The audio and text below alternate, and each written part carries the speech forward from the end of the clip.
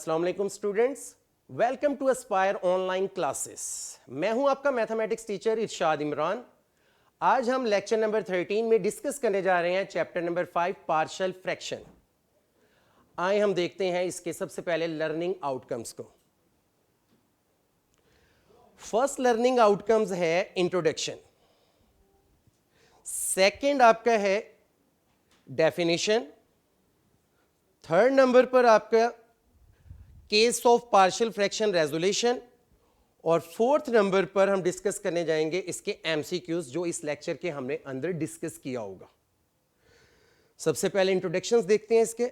We have learn in the previous classes how to add two or more rational fraction into a single rational fraction. यानी ये introduction में मैं बताना ये चाह रहा हूं कि आपने प्रीवियस 9th क्लास तक आप लोग जो पढ़ते थे वो ये चीजें थी कि आप लोग 2 सिंगल या 3 सिंगल फ्रैक्शन को कंपोजिट फ्रैक्शन में कन्वर्ट करते थे, जस्ट लाइक जिसे आप एलसीएम कहते थे। पर जो आप मैंने पढ़ाना है वो क्या है, पार्शियल फ्रैक्शन के बारे में। पार्शियल फ्रैक्शन इसका उलट है। जैसा कि आप लोगों ने 10th क्लास के अंदर इसका टॉपिक पढ़ा हुआ भी है पार्शियल फ्रैक्शन के बारे में, मैं भी आप लोगों को पार्शियल फ्रैक्शन के बारे में ही पढ़ाना चाह रहा हूं। तो ये देख सकते हैं कि आप पार्शियल फ्रैक्शन क्या चीज है। इंट्रोडक्शन में आप इसकी एक एग्जांपल देख सकते हैं। एग्जाम्पल है 4 over x plus 3 plus 3 over x plus 4। ये एक सिंगल फ्रैक्शन को मैंने कंपोजिट फ्रैक्शन में कन्वर्ट किया। इस मेथड को कहते हैं एलसीएम मेथड। मैं आपको सिखाने जा रहा हूं पार्शियल फ्रैक्शन के बारे में। पार्शियल फ्रैक्शन क्या है, इसकी डेफिनेशन को देखते हैं। Partial fraction, to express a single rational fraction as the sum of 2 or more single rational fraction which are called partial fraction। यानी इस डेफिनेशन में आप देख सकते हैं कि मैंने क्या कहा, एक सिंगल रैशनल फ्रैक्शन को। प्रीवियस क्लासेस के अंदर आप लोगों ने देखा होगा कि आप सिंगल फ्रैक्शंस को कन्वर्ट करते थे सिंगल फ्रैक्शन में, यानी कि सिंगल फ्रैक्शन को कन्वर्ट कर देते थे आप एक फ्रैक्शन में, इसको एलसीएम मेथड कहते थे। पर हम यहां पर single rational fraction as a sum of 2 और मोर सिंगल रैशनल फ्रैक्शन, यानी हम मजीद फ्रैक्शन में इसको कन्वर्ट करेंगे सम ऑफ की फॉर्म में। तो ये बेसिकली पार्शियल फ्रैक्शन। इसकी एक एग्जांपल देख लेते हैं। जस्ट लाइक आपको नजर आ रही है 7x plus 25 over x plus 3 into x plus 4। ये एक सिंगल फ्रैक्शन है जिसको मैंने 2 मजीद फ्रैक्शन में क्या किया है, कन्वर्ट कर दिया। ये है पार्शियल फ्रैक्शंस के बारे में। नेक्स्ट हम चलते हैं प्रोसेस ऑफ पार्शियल फ्रैक्शन। ये मैंने एक्सप्लेन किया है आपके प्रीवियस क्लासेस के बारे में, और जो मैं पढ़ा रहा हूं पार्शियल फ्रैक्शन, इनको आपस में सम अप किया। आप देख सकते हैं ये मैंने आप लोगों को एक सिंगल फ्रैक्शन लिया जिसे कंपोजिट फ्रैक्शन भी कहते हैं। सेकंड, मैंने एक सिंगल फ्रैक्शन ले लिया है जिसे हम सिंपल फ्रैक्शन भी कहते हैं, जिसको मैंने मजीद फ्रैक्शन में कन्वर्ट किया। इस प्रोसेस को हम नाम देते हैं, कंपोजिट से सिंपल फ्रैक्शन में कन्वर्ट को हम नाम देते हैं पार्शियल फ्रैक्शन का। ये मैंने आपको प्रैक्टिकली करके बताया कि किस तरीके से आप कंपोजिट फ्रैक्शन को आप किस तरह सिंपल फ्रैक्शन में कन्वर्ट करते हैं। इस मेथड को हम कहते हैं पार्शियल फ्रैक्शन। मजीद हम डेफिनेशंस की तरफ चलते हैं। पार्शियल फ्रैक्शन रेजोल्यूशन, इसकी डेफिनेशन को पढ़ लेते हैं। Expressing a rational fraction as a sum of partial fraction is called partial fraction resolution. यानी पार्शियल फ्रैक्शन रेजोल्यूशन क्या चीज है कि जब हम किसी भी सिंगल फ्रैक्शन को हम कन्वर्ट कर लेते हैं at the end of solution, जब हम सॉल्यूशन कैलकुलेट कर लेते हैं, तो इस मेथड को कहा जाता है पार्शियल फ्रैक्शन रेजोल्यूशन। इसकी एग्जांपल देख लें। X square minus 10x plus 13 over x minus 1 into x minus 2 into x minus 3। ये एक सिंपल फ्रैक्शन है, इसको मैंने कन्वर्ट किया है सिंगल फ्रैक्शन में, just like 2 over x minus 1 plus 3 over x minus 2 minus 4 over x minus 3। यानी कि मैंने हर फ्रैक्शन को सेपरेट कर दिया। तो इस मेथड को कहते हैं पार्शियल फ्रैक्शन रेजोल्यूशन। नेक्स्ट हमारी जो डेफिनेशन है इक्वेशंस की। An open sentences formed by using the sign of equality, यानी किसी भी ओपन सेंटेंस के अंदर अगर इक्वालिटी का सिंबल है तो इस कॉल्ड एन इक्वेशन। तो the equation can be divide into 2 following kinds, यानी हम इसके 2 पार्ट्स पढ़ेंगे इक्वेशंस के इस चैप्टर के अंदर। फर्स्ट पार्ट है conditional equation and the second part is identity equation. अब ये कंडीशनल इक्वेशन क्या चीज है, वो हम देखते हैं।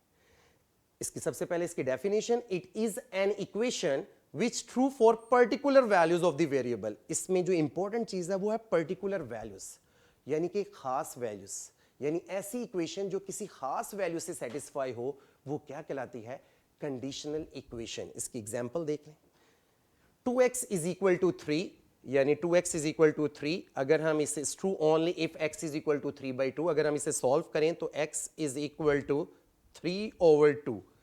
ये इसका आंसर है। ये वाहिद वैल्यू है जो इसको सेटिस्फाई कर सकती है इस इक्वेशन को, इसलिए हम इसे क्या कहते हैं? Conditional equation. ये वैल्यू खास एक वैल्यूज है, जिसे मैंने डेफिनेशन के अंदर वर्ड यूज किया है, पर्टिकुलर वैल्यू।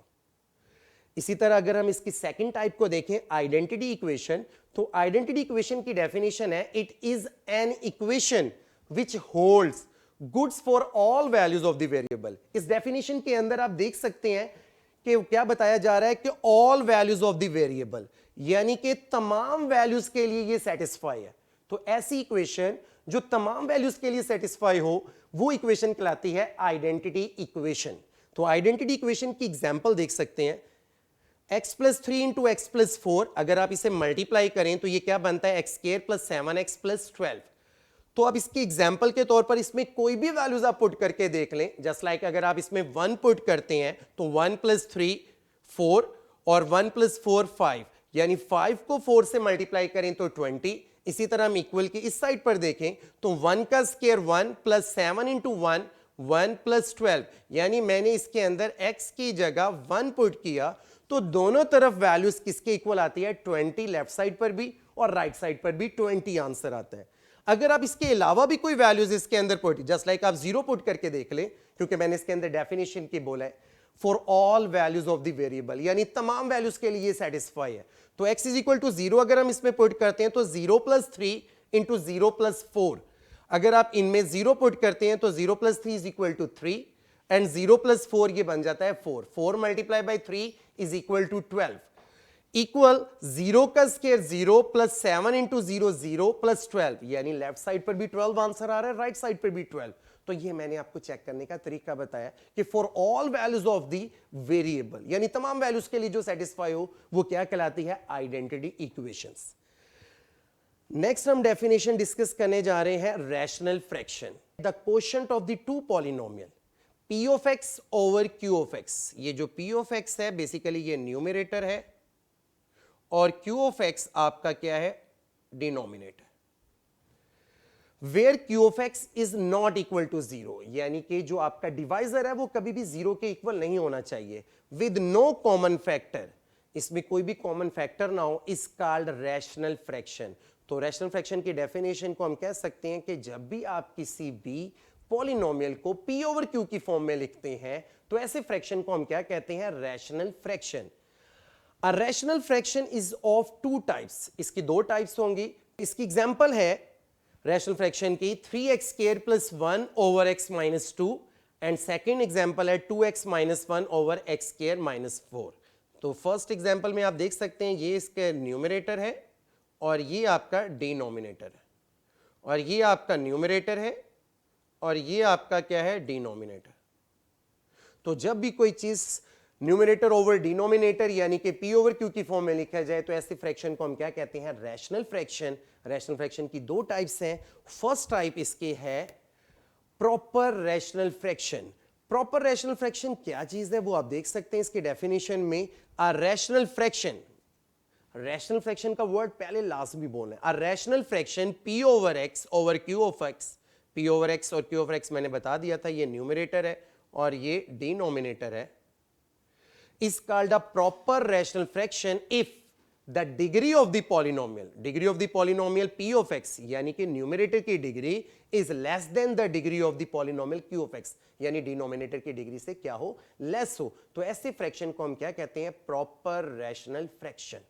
तो प्रॉपर रैशनल फ्रैक्शन की एक एग्जांपल देख लें, 3 over x plus 1, 2x minus 5 over x square plus 4 and 9x square over x cube minus 1 are proper rational fraction are proper fraction, यानी proper rational fraction को हम proper fraction भी कह सकते हैं। इसमें आप देख सकते हैं कि फर्स्ट एग्जांपल के अंदर न्यूमरेटर की डिग्री 0 है और डिनोमिनेटर की डिग्री क्या है 1। तो डेफिनेशन में मैंने क्या बताया था कि जो पी ऑफ एक्स की डिग्री है वो लेस होनी चाहिए डिनोमिनेटर की डिग्री से। सेकेंड में भी आप देख सकते हैं कि इसमें वेरिएबल की मैक्सिमम डिग्री 1 है और नीचे डिग्री कितनी है 2। तो इसमें भी न्यूमरेटर की डिग्री 1 है और डिनोमिनेटर की डिग्री क्या है 2 है। तो इसलिए से ये भी क्या है proper rational fraction. Next example में आप देख सकते हैं कि न्यूमरेटर में डिग्री इसकी 2 है और डिनोमिनेटर की डिग्री 3 है। तो इस लिहाज से भी ये डेफिनेशन को फुलफिल करता है कि क्योंकि न्यूमरेटर की डिग्री 2 है और डिनोमिनेटर की डिग्री 3 है, इस लिहाज से हम इसे कहेंगे प्रॉपर रैशनल फ्रैक्शन।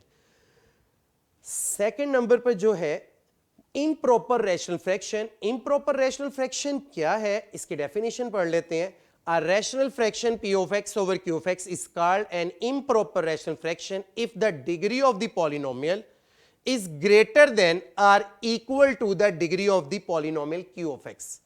यानी p of x की जो डिग्री है वो हमेशा बराबर हो या ज्यादा हो किसके डिग्री से, q of x की। q of x यानी डिनोमिनेटर और p of x यानी कि न्यूमरेटर, यानी न्यूमरेटर की डिग्री हमेशा ज्यादा होगी या नीचे वाले के बराबर होगी। तो ऐसे फ्रैक्शन को हम क्या कहते हैं, इम्प्रॉपर रैशनल फ्रैक्शन। इसकी एग्जांपल देख लें। फर्स्ट एग्जांपल है x ओवर 2x माइनस 3। इसमें आप देख सकते हैं कि न्यूमरेटर की डिग्री 1 है और डिनोमिनेटर की डिग्री भी 1 है। तो डेफिनेशन में भी मैंने यही वर्ड कहा है कि न्यूमरेटर और डिनोमिनेटर दोनों की डिग्री p ऑफ x या q ऑफ x की डिग्री अगर सेम हो तो तब भी ये क्या कहलाते हैं, इम्प्रॉपर रैशनल फ्रैक्शन।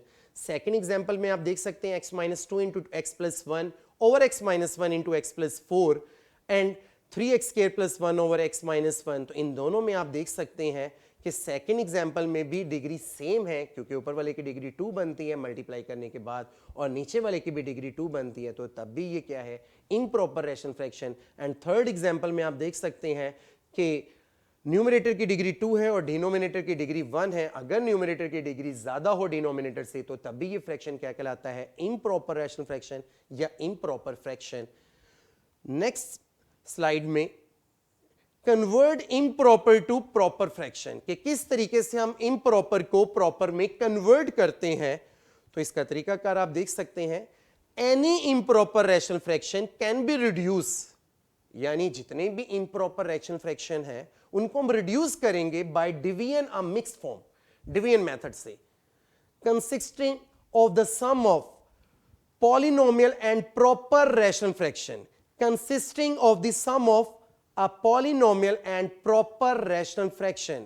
यानी कि हम इसको डिवीजन मेथड से किसी भी इम्प्रॉपर को प्रॉपर में कन्वर्ट करेंगे। एग्जाम्पल है 3x square plus 1 over x minus 2 is an improper rational fraction. ये एक इम्प्रॉपर रैशनल फ्रैक्शन है। By long division we obtain 3x square plus 1 over x minus 1 is equal to 3x plus 6 plus 13 over x minus 2।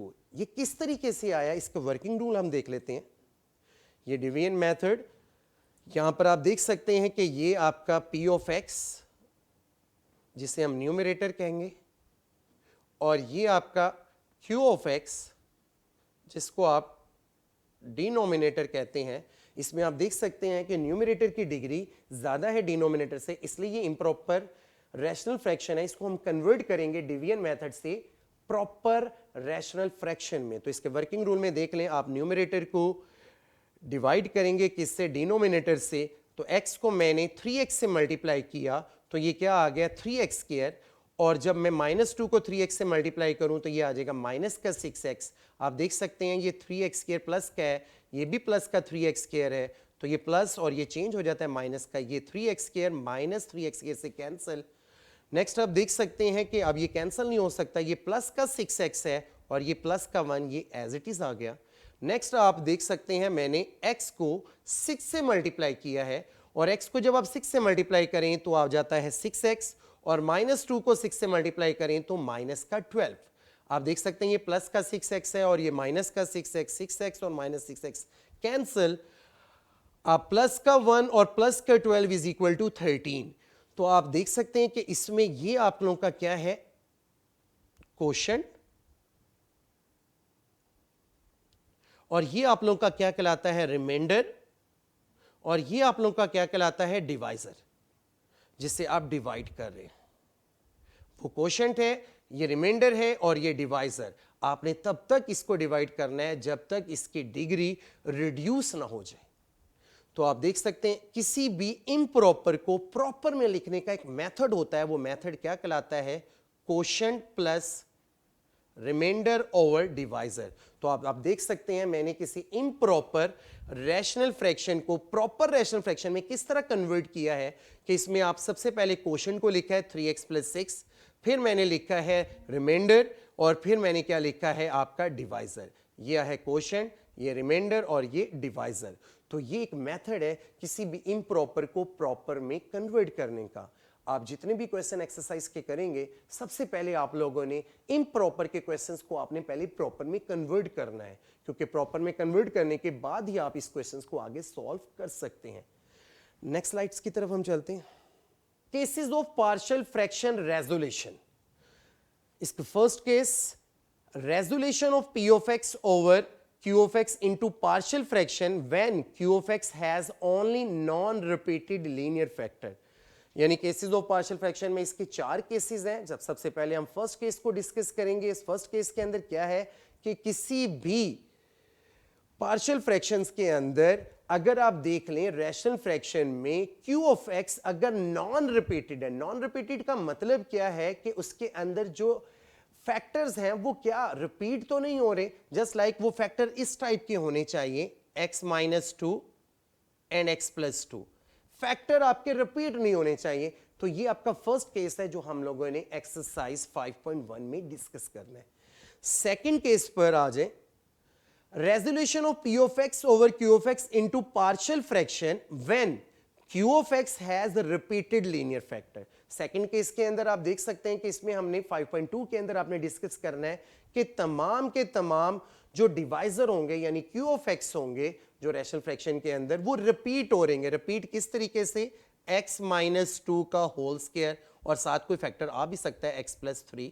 तो इस तरह जिस तरह x - 2 का whole square ये रिपीट हो रहा है 2 टाइम्स, तो इसलिए हम इसे क्या कहते हैं, रिपीटेड लीनियर फैक्टर। ये सेकंड केस है जो हम एक्सरसाइज 5.2 में डिस्कस करेंगे। थर्ड केस को देख लें, resolution of p of x over q of x into partial fraction when q of x has non-repeated irreducible quadratic factor। यानी इसमें हम क्या डिस्कस करें कि जो q of x होगा वो non repeated irreducible quadratic factor. Irreduce का मतलब क्या है कि जो रिड्यूसेबल नहीं होंगे, जैसे कि x² - 4 ये रिड्यूसेबल है क्योंकि हम इसको रिड्यूस कर सकते हैं, x² - 4, जस्ट लाइक हम इसको लिख सकते हैं x - 2 इंटू x + 2। पर x² + 4 इसको हम रिड्यूस नहीं कर सकते, तो इस लिहाज से हम इसे क्या कहते हैं, इररिड्यूसेबल क्वाड्रेटिक फैक्टर। क्वाड्रेटिक जिसकी डिग्री 2 हो। तो हम एक्सरसाइज 5.3 के अंदर इररिड्यूसेबल क्वाड्रेटिक फैक्टर को डिस्कस करेंगे। केस नंबर 4 है, resolution of p of x over q of x into partial fraction when q of x has a repeated irreducible quadratic factor।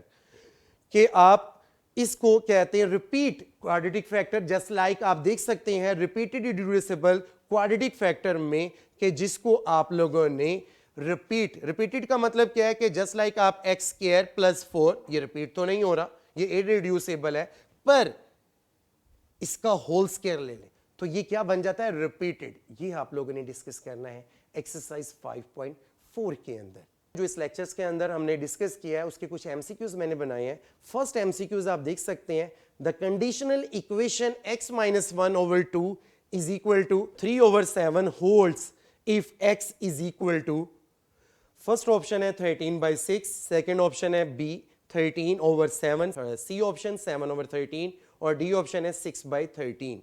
तो बेहतर होगा कि आप इस इक्वेशन को पहले सॉल्व कर लें, क्योंकि कंडीशनल इक्वेशन की मैंने डेफिनेशन बताई कि for particular values of x, for particular values of x का मतलब है कि आप इस इक्वेशन को सिंप्लीफाई कर लें। सिंप्लीफाई करने के x - 1 over 2 is equal to 3 over 7। अगर आप इसे क्रॉस मल्टीप्लीकेशन करें तो 7x - 7 is equal to 6 and 7x is equal to -7 + 6 13 and x is equal to 13/7।